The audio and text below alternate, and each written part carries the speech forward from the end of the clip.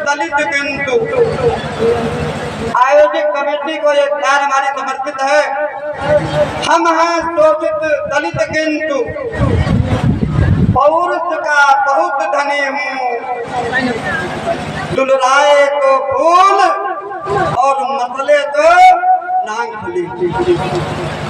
साथियों, पत्रकार बंधुओं को धन्यवाद देते हुए एक घटना की तरफ, बाबा साहब के जीवन की एक घटना की तरफ आपको लेकर चल रहा हूँ। एक बालक, 14 वर्ष का बालक अपने पिता को मिलने मुंबई की छावनी जा रहा था। उसके पिता अंग्रेजी फौज में सूबेदार थे। वो बालक कोमल और मासूम था। उस समय बैलगाड़ी की सवारी हुआ करती थी, तो वो बालक बैलगाड़ी की सवारी से जा रहा था। उस बैलगाड़ी मालिक ने पूछा, ए बालक बताओ, तुम किस जाति के हो, किस समुदाय से आते हो?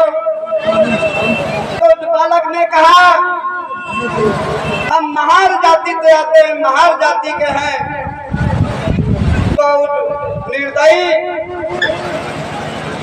लड़ीवान बैलगाड़ीवान उस बालक को अपनी बैलगाड़ी से उतार कर चाबुक से इतना पीटा वो बालक दुल्हान हो गया। वो बालक पैदल चढ़ के 15 किलोमीटर सफर करता था। 14 वर्ष का मासूम बालक था। अपने पिता के पास पहुंचा तो पिताजी ने पूछा, बेटे आज बहुत उदास हो, कारण क्या है? तो उस बालक ने बताया, पिताजी ये घटना घटी है हमारे सफर में, इससे मैं बहुत परेशान हूँ। तो उनके पिता ने कहा, बेटे परेशान होने की जरूरत नहीं है, इस लायक बन जाओ, इन लोगों से लड़ने की जरूरत है, इन लोगों से ज्यादा आगे निकलने की जरूरत है।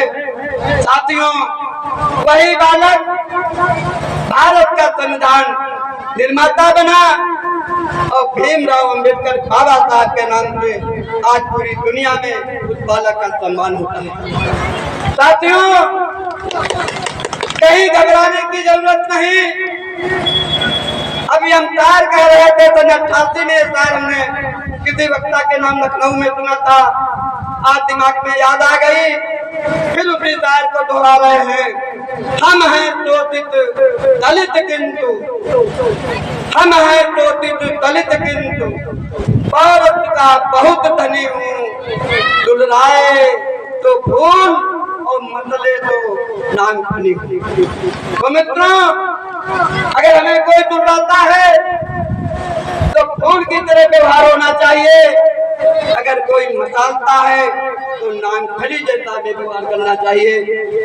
ज्यादा न कहते हुए, जब हम आपके बीच में ही बार बार बोला करते हैं, कहीं विद्यालय में, कहीं 14 अक्टूबर में हमारे बाहर के तमाम वक्ताएं हैं, अपने विचार लेकर सत्य तहे दिल से इस आयोजक समिति को, आयोजक की प्रेरणा देने वाले लोगों को, इस मंच के संचालक साथी को, उपस्थित मंच पर मेहमान साथियों को तथा आप सब लोग कार्यक्रम में पहुंचे, हमारी बहन और बेटियां पहुंची, सभी को धन्यवाद देते हुए अपनी वाणी को, संचालक का निर्देश है बहुत कम समय में अपनी बात रखनी है, हम लोग अनुशासित लोग हैं, तो इसलिए अपनी बात को, अपनी वाणी को विराम दे रहा हूँ। जय हिंद, जय पेरियार, जय भीम।